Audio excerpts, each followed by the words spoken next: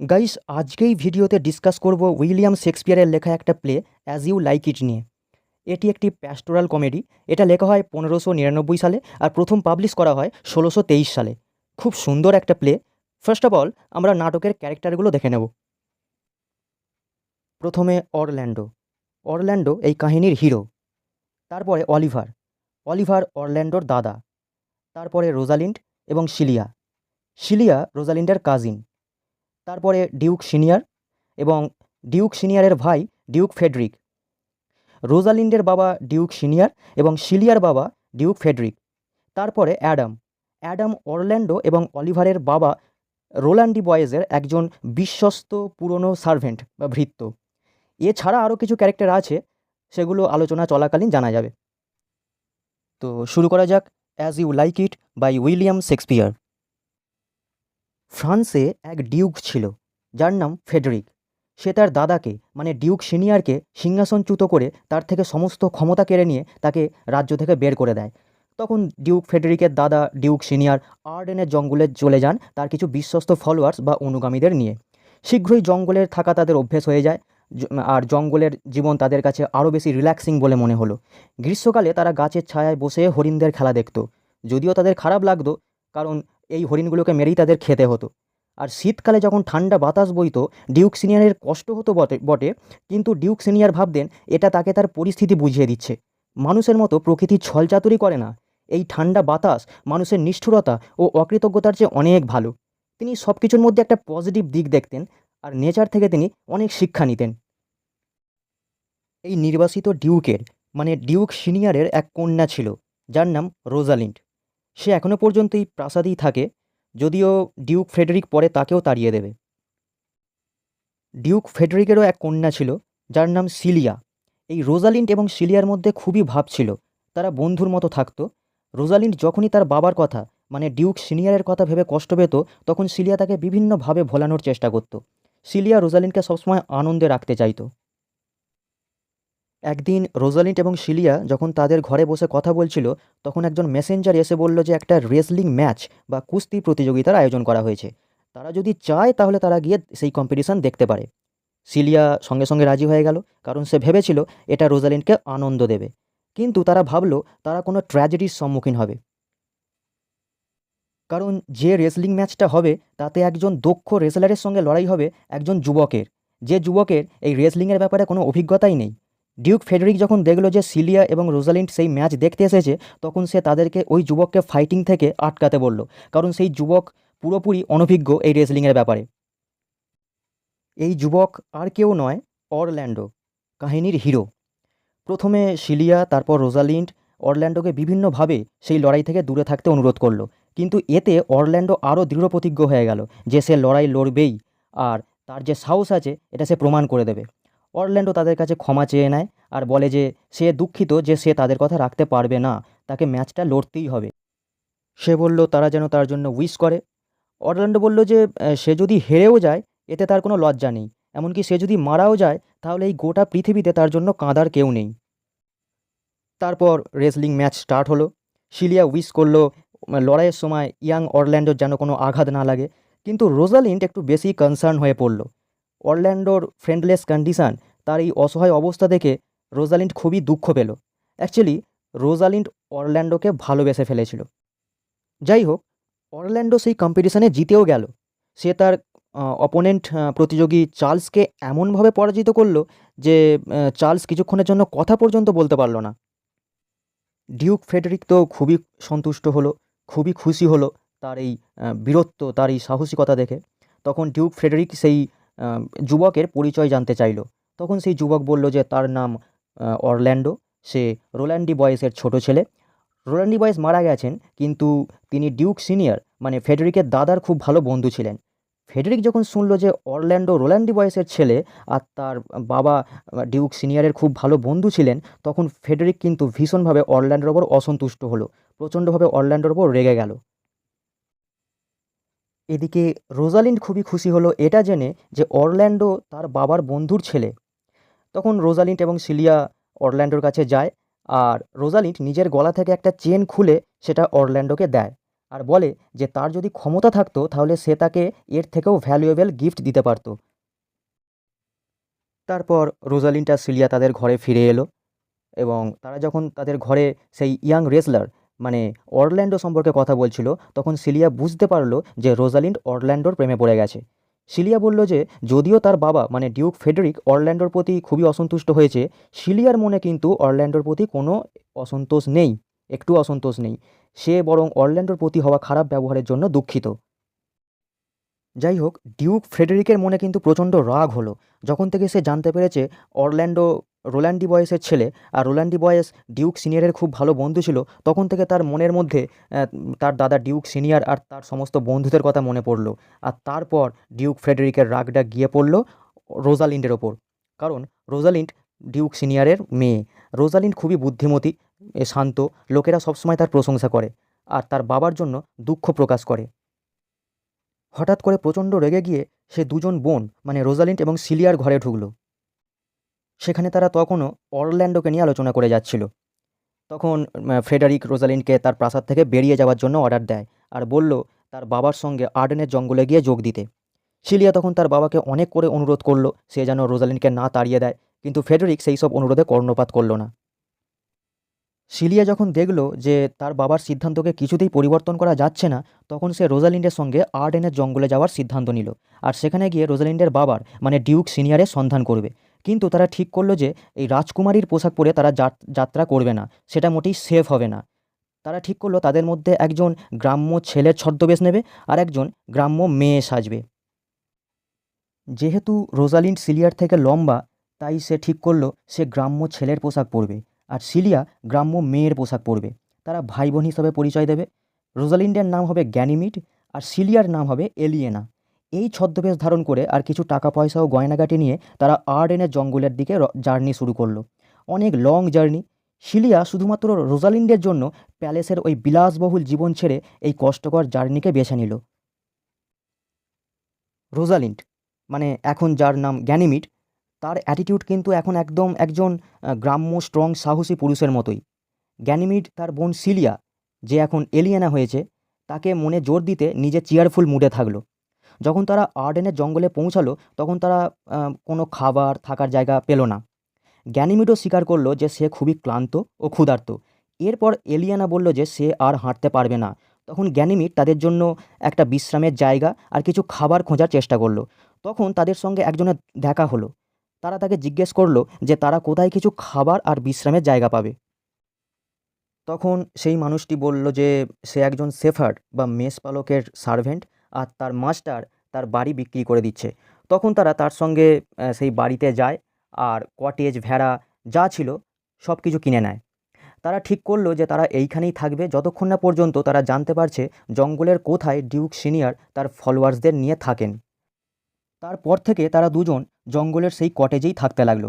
কিন্তু রোজালিন্ড মাঝে মাঝেই অরল্যান্ডোর কথা ভাবতো আর সে মনে করতো অরল্যান্ডো তার থেকে এখন অনেক দূরে আছে। কিন্তু তারা পরে জানতে পারলো যে অরল্যান্ডো সেই জঙ্গলেই আছে। গাইস, এবার অরল্যান্ডো এই জঙ্গলে কী করে এলো সেটা জানা যাক। অরল্যান্ডো রোল্যান্ড ডি বয়েসের ছোট ছেলে।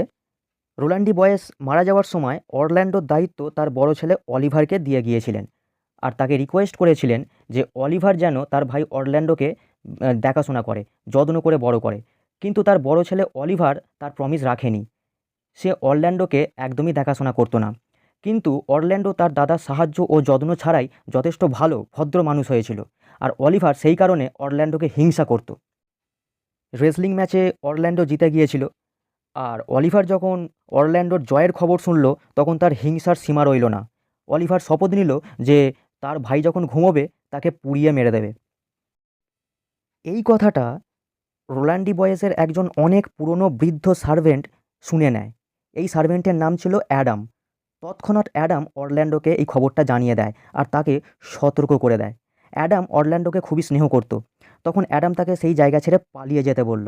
সে জানতো যে অরল্যান্ডোর কাছে কোনো টাকা পয়সা নেই, তাই অ্যাডামের কাছে যে কটা টাকা ছিল সেটা সে অরল্যান্ডোকে দিয়ে দিল আর সে তাকে রিকোয়েস্ট করলো যে তাকেও যেন সঙ্গে নেয়। মানে অ্যাডামও তার সঙ্গে যেতে চাইলো, সে অত্যাচারী অলিভারের কাছে থাকতে চাইলো না। অ্যাডামের এই বিশ্বস্ততা দেখে অরল্যান্ডো খুবই সন্তুষ্ট হলো। তারপর তারা দুজন সেই জায়গা ছেড়ে আর্ডেনের জঙ্গলের দিকে রওনা দিল। এটা একটা লং জার্নি ছিল। রোজালিন্ড এবং সিলিয়া প্রথমেই জঙ্গলে এসে যেমন ক্লান্ত ও ক্ষুধার্ত হয়ে গিয়েছিল, এখন এদেরও তেমনই অবস্থা হলো। অ্যাডামের বয়স হয়েছিল, তাই সে আর হাঁটতে পারল না। অরল্যান্ডো তখন তাকে একটা গাছের নিচে বসিয়ে রেখে একটা আশ্রয়ের খোঁজে গেল আর কিছু খাবারের সন্ধানে গেল। সে খাবারের খোঁজ করতে করতে ঘটনাক্রমে ডিউক সিনিয়র আর তার অনুগামীদের দেখতে পেল। সে যখন তাদের কাছে পৌঁছালো তখন ডিনার টাইম। ডিউক ডিনারের জন্য বসেছিলেন। অরল্যান্ডো তখন জানতো না যে ইনি তার বাবা রোল্যান্ড ডিবয়েসের একজন ভালো বন্ধু। তাদের সামনে খাবার দেখে অরল্যান্ডো তার তলোয়ার বের করলো ডিউক আর তার ফলোয়ারদের থেকে খাবারগুলো নেবে বলে। সে তাদের খাবারের একটা টুকরো স্পর্শ করতে বারণ করলো। ডিউক সিনিয়র তো খুবই দয়ালু মানুষ, ভালো মানুষ। তিনি অরল্যান্ডোকে তার এই রুড আচরণ করার কারণ জানতে চাইলেন। অরল্যান্ডো উত্তর দিল যে সে এরকম আচরণ করছে কারণ সে ভেবেছে এইরকম বনে জঙ্গলে খাবার পাওয়ার জন্য হয়তো এরকমই আচরণ করতে হবে। ডিউক তার সঙ্গে খুবই কাইন্ডলি কথা বললেন। অরল্যান্ডোকে তাদের সঙ্গে ডিনারের জন্য তিনি বসতে বললেন। তখন অরল্যান্ডো অ্যাডামের কথা বলল। সে বলল যে যদিও সে নিজে খুবই ক্ষুধার্ত, কিন্তু অ্যাডামকে না খাইয়ে সে খেতে পারবে না। তখন ডিউক অ্যাডামকে আনতে বললেন আর বললেন যে তারা না আসা পর্যন্ত ডিউক আর তার ফলোয়ার্সরা ওয়েট করবেন। অরল্যান্ডো তাড়াতাড়ি গিয়ে অ্যাডামকে নিয়ে এলো আর তারা সবাই একসাথে প্রাণ ভরে ডিনার করলেন। অ্যাডাম খাবার খেয়ে আবার শক্তি ফিরে পেল। ডিনারের পর ডিউক সিনিয়র অরল্যান্ডোর পরিচয় জানতে চাইলেন, আর যখন তিনি জানলেন যে সে তার বন্ধুর ছেলে, তখন তিনি অত্যন্ত আনন্দিত হয়ে অরল্যান্ডো এবং অ্যাডামকে তার কাছেই রেখে দিলেন। এদিকে কিছুদিন পর রোজালিন্ড এবং সিলিয়া যখন জঙ্গলে ঘুরছিল, আর্ডেনের জঙ্গলে ঘুরছিল, তারা অবাক হয়ে দেখলো যে জঙ্গলের গাছের ছালে রোজালিন্ডের নাম লেখা আর কিছু লাভ সনেট লেখা, সবগুলোই রোজালিন্ডকে অ্যাড্রেস করে লেখা। তখন তারা অবাক হয়ে ভাবলো এই জঙ্গলে রোজালিন্ডের নাম গাছের ছালে কে লিখবে। ঠিক তখনই তারা অরল্যান্ডোকে দেখতে পেল আর তারা তাকে সহজেই চিনে গেল, কারণ অরল্যান্ডো সেই চেনটা পরেছিল যেটা রোজালিন্ড কিছুদিন আগে অরল্যান্ডোকে দিয়েছিল। কিন্তু অরল্যান্ডো তাদের ছদ্মবেশের কারণে তাদেরকে চিনতে পারল না। রোজালিন্ড ইচ্ছা করেই অরল্যান্ডোকে বলল যে সে সেই যুবকের খোঁজে আছে যে এই গাছের ছালগুলোকে এইভাবে তার প্রেমিকার নাম আর লাভ পোয়েম লিখে নষ্ট করেছে, আর সে যদি সেই যুবককে দেখতে পায় তাহলে সে তাকে কিছু অ্যাডভাইস দেবে। রোজালিন্ড ভালো করেই জানতো যে এগুলো অরল্যান্ডোই করেছে। তখন অরল্যান্ডো স্বীকার করলো যে এগুলো সেই করেছে, আর সে রোজালিন্ড মানে গ্যানিমিডকে রিকোয়েস্ট করলো তাকে কিছু অ্যাডভাইস দেওয়ার জন্য। গ্যানিমিড তখন তাকে তাদের কটেজে আসার জন্য বলল যে তারা একটা খেলা খেলবে যেখানে সে অরল্যান্ডোর প্রেমিকা সাজবে আর অরল্যান্ডো তাকে একজন জেনুইন লাভারের মতনই প্রেম নিবেদন করবে। আর যখন সে তার প্রেমিকার খামখেয়ালিপনায় অতিষ্ঠ হয়ে যাবে তখন তার প্রেমিকার প্রতি ভালোবাসার ভূত মাথা থেকে নেমে যাবে। কথা মতো অরল্যান্ডো তাদের কটেজে প্রতিদিন যেতে লাগলো আর গ্যানিমিডকে রোজালিন্ড হিসেবে প্রেম নিবেদন করতে লাগলো। কিন্তু অরল্যান্ডোর মাথা থেকে রোজালিন্ডের প্রতি প্রেম কিছুতেই দূর করা গেল না। এটা দেখে রোজালিন্ড মনে মনে খুবই খুশি হলো যে অরল্যান্ডো একজন জেনুইন লাভার, সে রোজালিন্ডকে সত্যি সত্যিই ভালোবাসে। এরকম করেই সুন্দরভাবে দিনগুলো কাটতে লাগলো। এদিকে সিলিয়া রোজালিন্ডকে খুশি থাকতে দেখে তাকে আর মনে করালো না যে তাদের আর্ডেনের জঙ্গলে আসার মেন উদ্দেশ্য হচ্ছে ডিউক সিনিয়রকে খুঁজে বের করা। যদিও তারা ইতিমধ্যে অরল্যান্ডোর থেকে জেনে গেছে যে রোজালিন্ডের বাবা ডিউক সিনিয়র জঙ্গলের ঠিক কোথায় আছে। একদিন রোজালিন্ডের সঙ্গে তার বাবার দেখা হয়, কিন্তু রোজালিন্ড তাকে তার আসল পরিচয় জানালো না। ডিউক সিনিয়রও তাকে কোনো সন্দেহই করলেন না, তিনি বুঝতেই পারলেন না যে এ তারই মেয়ে। একদিন সকালে যখন প্রতিদিনের মতো অরল্যান্ডো গ্যানিমিডের কাছে যাচ্ছিল, সে দেখলো একজন জঙ্গলের মধ্যে মাটিতে ঘুমোচ্ছে আর একটা সাপ তার গলায় পাক দিয়ে আছে। অরল্যান্ডো যখন তার দিকে একটু এগিয়ে গেল, সাপটা সেখান থেকে চলে গেল। তারপর অরল্যান্ডো আরও একটু কাছে গিয়ে দেখলো ঝোপের মধ্যে একটা সিংহী ওয়েট করছে, একটু নড়াচড়া করলেই ঘুমন্ত মানুষের ওপর ঝাঁপিয়ে পড়বে, কারণ সিংহ মৃত প্রাণীকে অ্যাটাক করে না। যখন অরল্যান্ডো মানুষটার মুখের দিকে দেখলো, সে দেখলো যে এ আর কেউ নয়, তারই দাদা অলিভার, যে তাকে একদিন মেরে ফেলতে চেয়েছিল। অ্যাকচুয়ালি অলিভার এই আর্ডেনের জঙ্গলে এসেছিল অরল্যান্ডোর খোঁজেই, কারণ ডিউক ফেডেরিক অলিভারকে অর্ডার দিয়েছিল যে অরল্যান্ডোকে খুঁজে বের করতে, জীবিত অথবা মৃত যে অবস্থাতেই হোক।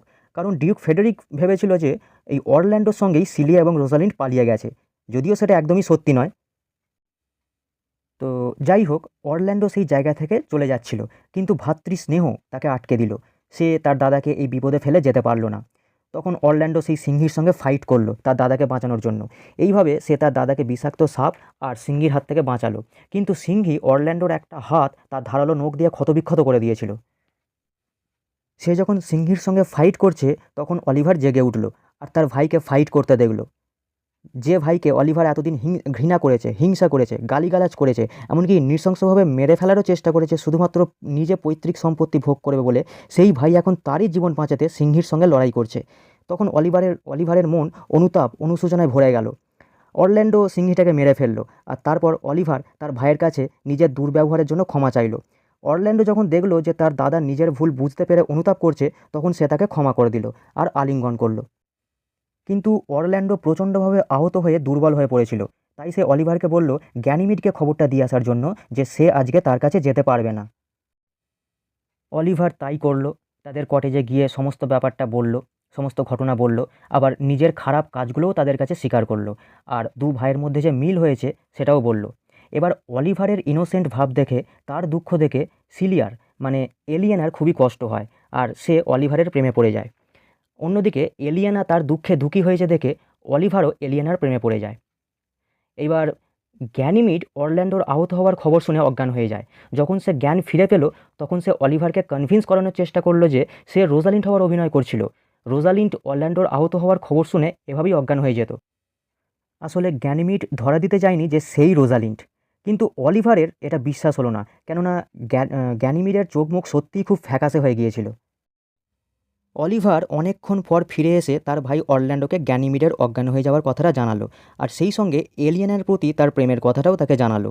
অলিভার এমনভাবে তার প্রেমের কথাটা বলছিল যেন সে সিদ্ধান্ত নিয়েই নিয়েছে যে সে এলিয়ানাকে বিবাহ করবে।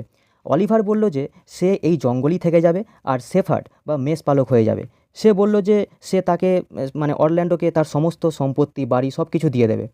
অরল্যান্ডো সাজেশন দিল যে অলিভার আর এলিয়েনার বিয়েটা তাহলে পরের দিনই হয়ে যাওয়া উচিত। তাদের বিবাহতে সে ডিউক সিনিয়রকে ইনভাইট করবে। সে অলিভারকে এলিয়েনার সঙ্গে এ বিষয়ে তাড়াতাড়ি কনসাল্ট করতে বলল। যখন অলিভার এলিয়েনার কাছে গেল, তখন গ্যানিমিড অরল্যান্ডোর কাছে এলো তার স্বাস্থ্য সম্পর্কে খবর নিতে। অরল্যান্ডো গ্যানিমিডকে জানালো যে তার দাদা অলিভার ও এলিয়েনা প্রথম দেখাতেই একে অপরকে ভালোবেসে ফেলেছে, আর অলিভার এখন এলিয়েনার কাছেই গেছে তাকে বিবাহের প্রস্তাব দিতে। যদি এলিয়েনা রাজি হয়ে যায় তাহলে তাদের বিয়েটা পরের দিনই সম্পন্ন হয়ে যাবে। তারপর অরল্যান্ডো বলল যে তার নিজের বিয়েটাও যদি রোজালিন্ডের সঙ্গে ওই একই দিনে হয়ে যেত তাহলে খুব ভালো হতো। এই প্রস্তাবটা গ্যানিমিডের খুবই পছন্দ হলো। গ্যানিমিড তখন তাকে বলল যে সে যদি সত্যিই রোজালিন্ডকে ভালোবেসে থাকে তাহলে অবশ্যই তার সেই ইচ্ছা পূরণ হবে। গ্যানিমিড বলল যে সে পরের দিন রোজালিন্ডকে আনার চেষ্টা করবে একটা স্পেশাল ম্যাজিক্যাল পাওয়ার দিয়ে, যেটা সে তার আঙ্কেলের থেকে শিখেছিল। সে অরল্যান্ডোকে পরের দিন ভালো পোশাক পরে রেডি থাকতে বলল, আর ডিউক সিনিয়রকে ইনভাইট করতে বলল। যদি সে রোজালিন্ডকে বিয়ে করতে চায় তাহলে অবশ্যই রোজালিন্ড সেখানে আসবে। অরল্যান্ডো এইসব কথা শুনে নিজের কানকেই বিশ্বাস করতে পারল না। যাই হোক, পরের দিন সকালে অলিভার এবং অরল্যান্ডো এলিয়েনাকে সঙ্গে নিয়ে ডিউক সিনিয়রের কাছে এলো। ডিউক শুনে তো খুবই অবাক হয়ে গেলেন যে তার কন্যা রোজালিন্ডকে সেখানে আনা হবে। তিনি অরল্যান্ডোকে জিজ্ঞেস করলেন যে সত্যি কি মিরাকেলটা হবে। তখনই গ্যানিমিড সেখানে এলো, আর ডিউককে জিজ্ঞেস করলো যে তিনি তার কন্যা রোজালিন্ডকে অরল্যান্ডোর সঙ্গে বিয়ে দিতে চান কি না। তিনি বললেন হ্যাঁ, তিনি অবশ্যই রাজি। তখন গ্যানিমিড অরল্যান্ডোকেও জিজ্ঞেস করে নিল যে রোজালিন্ডকে যদি এখানে আনা হয় তাহলে সে রোজালিন্ডকে বিয়ে করবে কি না। অরল্যান্ডো বলল হ্যাঁ, সে অবশ্যই বিয়ে করবে। তখন দুজন বোন মানে গ্যানিমিড আর এলিয়েনা কটেজের ভেতরে গেল, আর তারা তাদের ছদ্মবেশ ছেড়ে ফেললো। বাইরে যখন সবাই অধীর আগ্রহে ওয়েট করছে, তখন রোজালিন্ড আর সিলিয়া তাদের আসল রূপ নিয়ে কটেজ থেকে বেরিয়ে এসে সবার সামনে উপস্থিত হলো, আর রোজালিন্ড তার বাবার কাছে গিয়ে আশীর্বাদ চাইল। রোজালিন্ড তার রাজপ্রাসাদ থেকে নির্বাসনে আসা আর জঙ্গলে তার বাবার খোঁজে তাদের অ্যাডভেঞ্চার, এই পুরো ঘটনাটা ডিউক সিনিয়রকে বর্ণনা করলো। মেয়েকে ফিরে পেয়ে ডিউক সিনিয়রের আনন্দের কোনো সীমা রইল না, আর তাদের সবাইকে তিনি তার আশীর্বাদ দিলেন। দুই কাপেলের মানে অরল্যান্ডো আর রোজালিন্ড এবং অলিভার আর সিলিয়ার বিবাহ ওই জঙ্গলেই সম্পন্ন হলো। এই বিয়েটা হয়তো রাজকীয়ভাবে হলো না, কিন্তু এই বিয়েতে তারা এতটাই খুশি ছিল যে তা কল্পনার বাইরে। তারা যখন ভাবছিল যে সেই সময় এর থেকে বেশি চাওয়ার কিছু নেই তাদের, ঠিক সেই সময় একজন মেসেঞ্জার বা দূত এসে তাদেরকে ইনফর্ম করলো যে সেই নিষ্ঠুর ডিউক ফেডেরিক, যে তার দাদা ডিউক সিনিয়রের থেকে রাজ্য কেড়ে নিয়েছিল, সেই রাজ্য সে আবার ডিউক সিনিয়রকে ফিরিয়ে দিয়েছে। অ্যাকচুয়ালি সিলিয়ার চলে আসা, একের পর এক মানুষের জঙ্গলে এসে ডিউক সিনিয়রের সঙ্গে যোগদান করা, এই সব দেখে ফেডেরিক রাগে ফেটে পড়ল আর চিন্তা করলো এর একটা শেষ দেখে ছাড়বে। তখন সে বিশাল সৈন্যবাহিনী নিয়ে তার দাদা ডিউক সিনিয়রকে মারতে আসছিল, কিন্তু ভাগ্যে অন্য কিছুই লেখা ছিল। যখন ফেডরিক জঙ্গলে প্রবেশ করলো তখন তার সঙ্গে এক সন্ন্যাসীর সাক্ষাৎ হলো, আর ফেডরিক পুরোপুরি চেঞ্জ হয়ে গেল। সে ঠিক করলো তার জীবনের বাকি দিনগুলো কোনো ধর্মীয় জায়গায় কাটাবে। আর যে সিংহাসন সে দখল করেছিল সেই সিংহাসন তার দাদা ডিউক সিনিয়রকে, যিনি সিংহাসনের আসল অধিকারী, তাকেই ফিরিয়ে দেবে। এই খবরটা সে অনুষ্ঠানটাকে আরও বেশি প্রাণবন্ত করে তুলল, আরও বেশি আনন্দদায়ক করে তুলল। আর ডিউক সিনিয়র তার ফেথফুল ফলোয়ার্সদের, যারা তাকে তার দুর্দিনে সঙ্গ দিয়েছে, তাদের পুরস্কৃত করলেন এবং সেই ফলোয়ার্সরাও খুশি হয়েছিল তাদের প্রিয় ডিউকের সঙ্গে রাজপ্রাসাদে ফিরে। তো গাইস, এই ছিল আজকের আলোচনা।